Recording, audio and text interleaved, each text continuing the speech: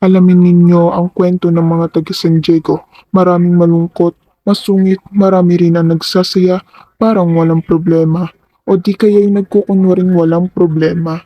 Sa kalye Anwagin ng Binundok, sa isang malaking bahay nakatira si Don Santiago de los Santos na higit na kilala bilang Kapitan Tiago.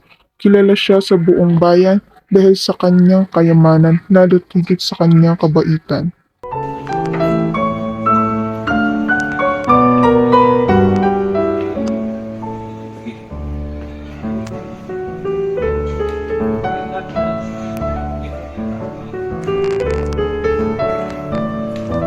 Napakalaking handaan ito. Ano sa tingin mo? Naturalmente, si Kapitan Tiago ay napakayaman.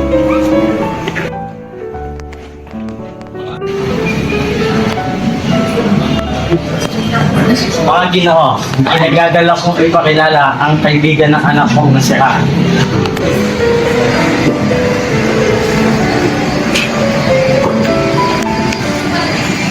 Pinagdala ko pa yun makilala na. Saba, si Pablo na ito, si matalik na kaibigan ng amin. Mga kwento lang. Hindi ka niya siya nakapalitin. Kunya lang, hindi ka namin nakatalik na kaibigan ng Tugos ba? Maraming salamat po. Napawi ng mga papuri ninyo sa akin naman. Nanduda ko kung personal na sa ngayong ako na kanyang anak, ay walang alam. Ilang taong kang nawala sa ating bayan, Senyor Ibarra? 7 taon po, Ginoo. Marahil ay nakalimutan mo na ang ating bayan. Marahil ang Las Pilipinas ay makalimot sa akin. Ngunit hindi ko malilimutan ang aking bayan. Totoo ba yan, hombre? Opo, Doña Victorina. Si, senyor. Leeg? Pakpak? Bakit ito lang ay binigay niyo sa akin? Gandang araw po, Tiesa. Magandang araw din sa iyo, Tito. Nandito po ba si Maria Clara? Sandali lamang, pamangkin ko siya. Dito ka muna dito sa tabi.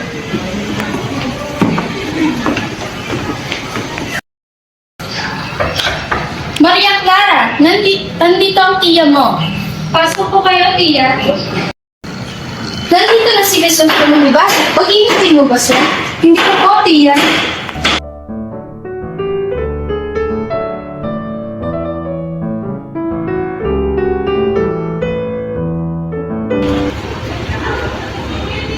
Di pa rin kumukupas ang iyong ganda, Maria Clara.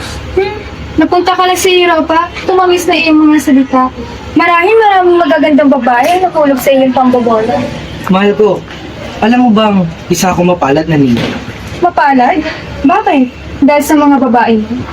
Dahil pinagpasya ng ating mga magulang na ikasal ako sa pinakamagandang babaeng nakilala ko. Ay sus, binala mo pa ako. Naaalala mo pa ba ito? Oo naman. Ayan yung binigay ko sa'yo nung naglalaro tayo. Ilagay ko pa yata yan sa sombrero mo. Ito, naalala mo pa ba? Ito yung binigay mo sa akin bago ka pumunta sa ibang bansa. Itinago ko ito dahil ito na lang ang ala-alang iniwan mo para sa akin. Ipagpatawad mo kung ako'y magpapaalam na. Sandali. Ialin mo ito sa iyong mga magulang. Maraming salamat, mga Diyos. Mag-iingat ka sa iyong pag-alis.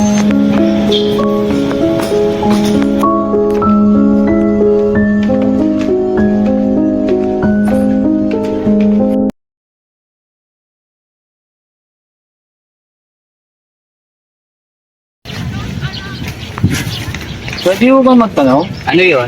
Saan po dito yung puntod dito ng Rafael Ibarra? Yung may malaking krus at may pangalan na Don Rafael Ibarra? Yun nga ho. Nilibing namin ito sa libingan ng mga insect. Ngunit sa sobrang bigat nito, itinapon na lang namin ito sa ilog. Bakit yung tinapon? Utos po yun ng kura. Sa sobrang sakit na nadarama para sa ama ay hindi na napigilan na ni Ibarra ang damdamin. Nang hindi na niya kaya ay mabilis siyang tumalikod at umalis. Sa kanyang daan pa uwi ay nakasalubong niya ang kura ng San Diego na si Padre Salvi. Tiningnan siya ng masama ni Ibarra, hinila ang kanyang suot na sunata at kinausap. Ikaw ba? Ikaw ba ang gumawa ng kalapastanganan sa aking ama? Ikaw ba? Sumagot ka! Kung ano man yun, di ko alam mo yung sinasabi. Kung hindi ikaw, sino? Siguradong hindi ako ang punang iyon, kundi ang pinalitang putik Padre Damaso.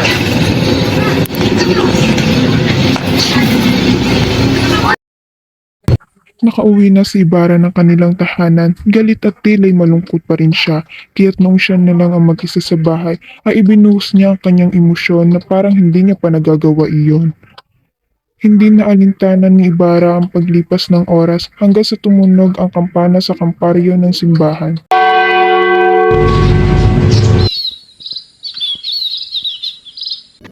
Samantala, sa ikalawang palapag ng kampanaryo ng simbahan ay makikita sina Crispin at Basilio.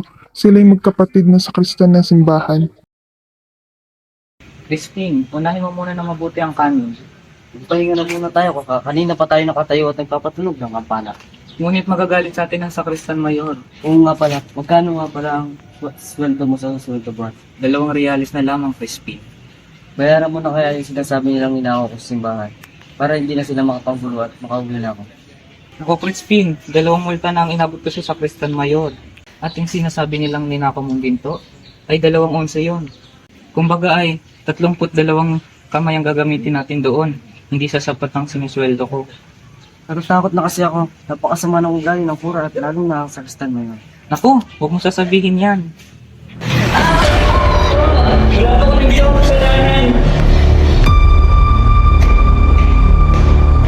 Mga katuloy na bata, ba't nandito kayo nagpapahinga at hindi nagpapatulog ng kampana? Ikaw, Basilio, ba't nandito ka at hindi nagpapatulog ng kampana? Hindi kayo uwi ng alas 8 kundi alas 10 ng gabi. Ngunit uhulihin po ko ng mga Guardia Civil. Wala kang pakialam, sumasagot ka ba? Ikaw, Crispin, hindi ka na uuwi hanggang hindi mo lalabas ng ninakaw mo. Wala po akong ninakaw. Sasagot ka ba? Ito sa'yo. Tama na po. Ano? Tama na po.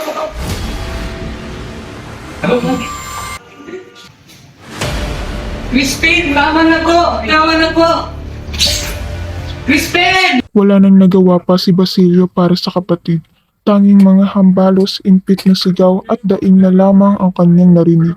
Pagkatapos noon ay nakakabinging katahimikan. Kinaumagahan ay maagang namita si Sisa ng mga pinakahinog at pinakaberdeng gulay sa kanyang gulayan. Inilagay niya ito sa isang bakol at saka umalis upang pumunta sa simbahan at kausapin ang kura. Tao po! Mahal na kura! Nandiyan po ba si Crispin? Tao po! Sino na naman yan? Sino yan? Para po sa mahal na kura. Nasaan po si Crispin? Ikaw pala, Sisa, ang nanay ng mga sakristan. Nasaan po si Crispin? Halika dito. Nariyan po ba si Crispin? Sabi ni Basilio na iwan siya dito sa kumbento. Wala dito ang anak mo. Alam ng lahat na nasa inyo na si Crispin. Ngunit wala siya sa amin. Crispin! Mahal na kura! Huwag kang magingay, may sakit ang kura. Crispin! Naiiba ka na ba? Wala dito ang anak mo. Crispin! Nandito ang nanay, Crispin!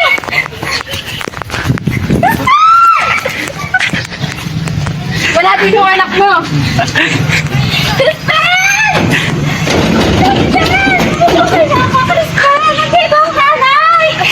Gula-gulanit na ang kanyang damit dahil sa pangit na kondisyon sa kulungan.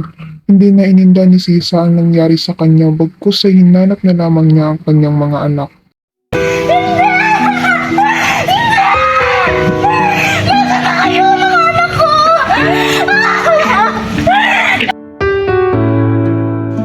Inang, dito na ako, Inang. Sa takot ni Basilio ay napatakbo siya at di sinasadyang napunit niya ang tela ng kanyang damit na may bahid na ng dugo at nasabi nasasanga na isang malagong halaman malapit sa bangin. Nakarinig si Sisa ng putok ng baril mula sa kanilang bahay kaya't dali-dali niyang pinuntahan iyon. Crispin! Basilio! Nasaan na kayo mga anak ko? Nandito na si nanay! Crispin! Basilio! Nasaan na kayo? Crispin!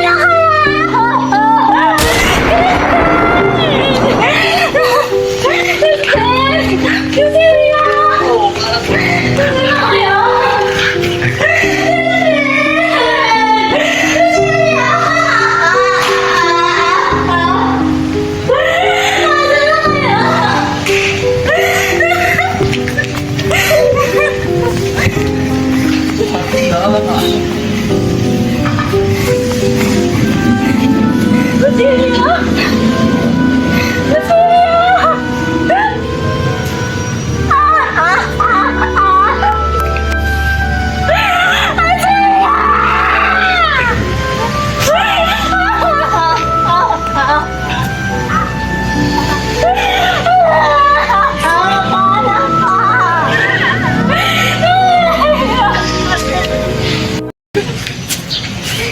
Silya! Silya! Silya! Silya!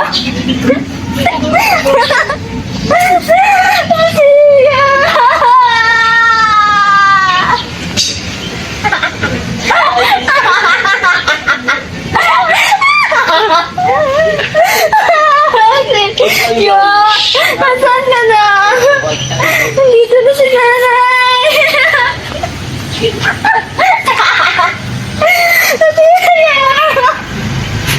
Nasaan ka na?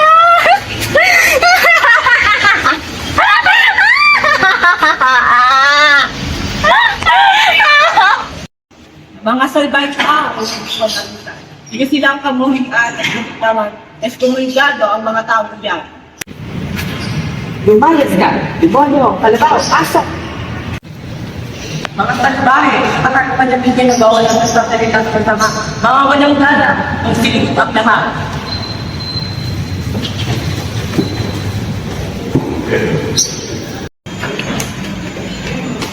Buti naman, Maria Clara, at pinauna ka mo ang aking imbitasyon.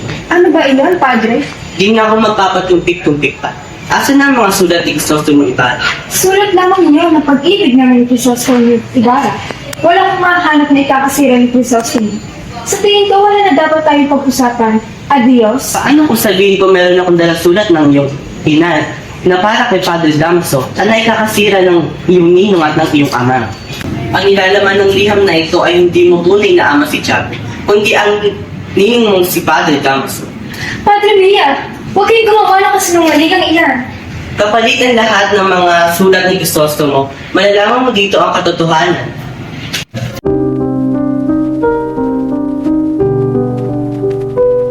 Anong ginagawa mo dito, Maria Clara? Pupuntahan pa lamang kita sa inyong tahanan para bisitahin. Totoo ba? Totoo ba na aking minamahal na inaama? Na ito ang tunay kong ama? Saan mo naman nalaman ang purong-purong iyan? Kay Crisostomo ba? Huwag mo igamit dito si Crisostomo. Dahil sa iba ko nalaman. Sino? Sino ang naninira sa akin? Sagutin mo na lamang ang aking katanungan. Masisira si Chado. Masisira ang lahat. Kung gayong totoo nga. Totoo na ikong aking tunay na ama. Patawarin mo Huwag ako. kang lumapit! Pinalaki niyo akong may takot sa Diyos. Ngunit ikaw ng tunay kong ama, ang isang makasalanang praile. Sumpain naman tayo ng Panginoon. Naglalakad ang mag-asawang De Espadaña sa lansangan sa katanghaliang tapat. Tumitingin-tingin sila sa mga bahay ng Indio habang panipintas at panlilibak ang maririnig sa bibig ni Doña Victorina.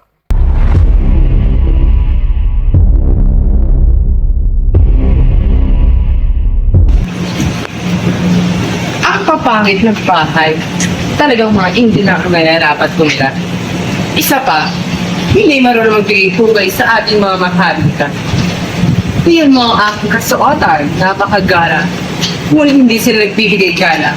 Hindi katakataka na puro panlalait na lang ang nasasabi ng mga praile sa kanila. Mga idyo. Napadaan ang mag-asawa sa bahay ng Alperes. Tulad ng dati, may matatanaw si Doña Consolacion sa bintana ng bahay, suot ang kanyang pranela at may tabako sa bibig. Hinagod niya ng tingin si Doña Victorina at saka lumura.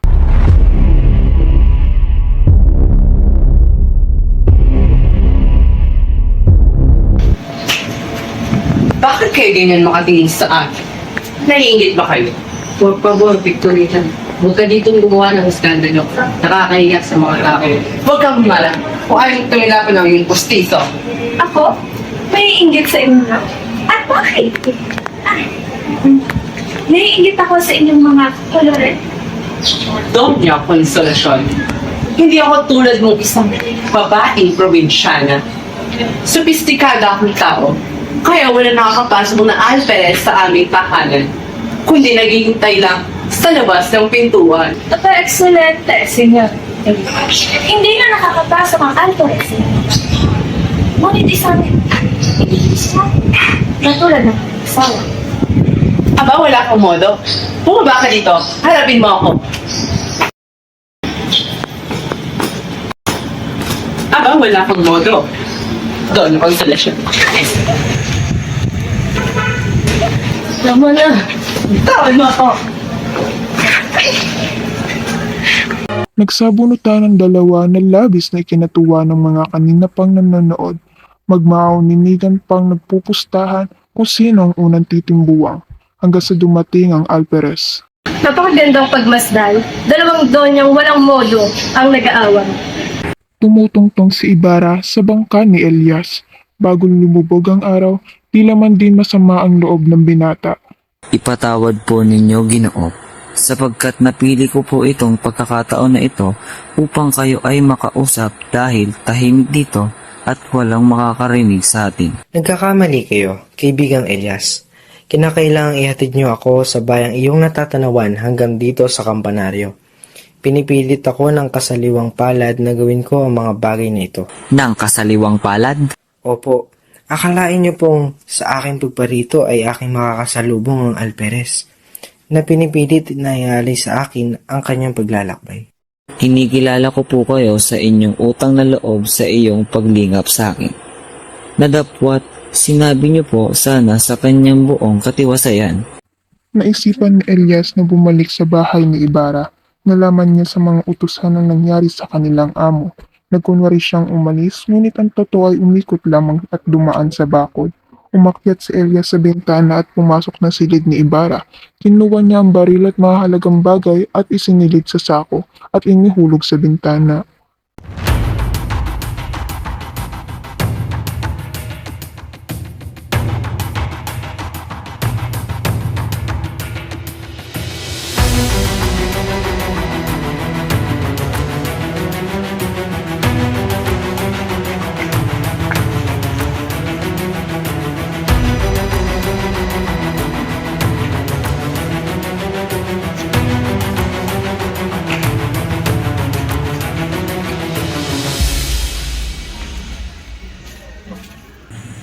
Ipalaan po sana kayo ng Diyos sa kahit ng pagbibigay loob. Ngayon mas ko po, nais ko pong umuwi sa amin at para makita ang aking ina't pagkatin. Ngunit hindi ka pa masyado magaling at malayo ang iyong bayan. Ngunit may harapan ka pang makauwi sa inyo. Tiyak po naghihintay ang kalooban ng aking ina. Kayo po ay maraming anak at kami po ay dadalawa lamang. Babalik po ako.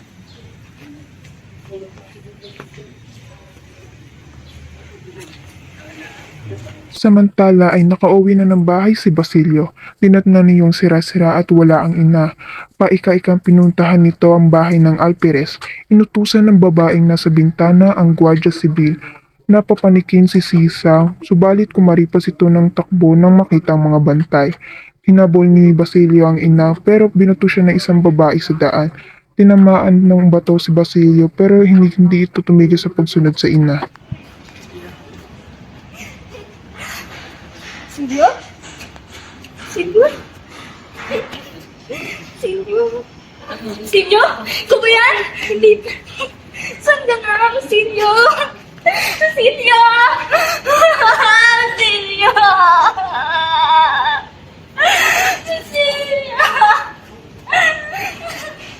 Silvio? Silvio? Silvio?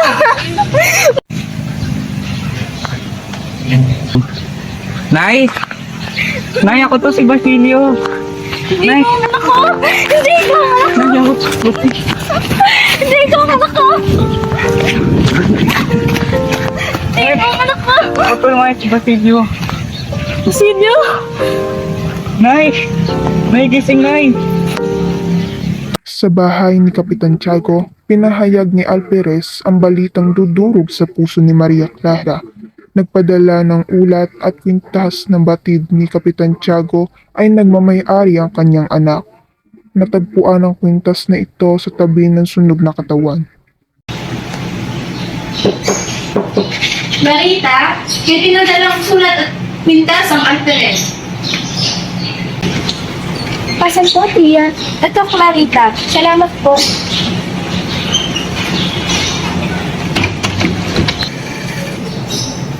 Kwintas. Kwintas na binigay ko kay Chrysostom.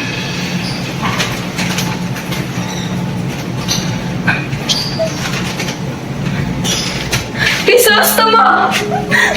Hindi! Hindi maaari!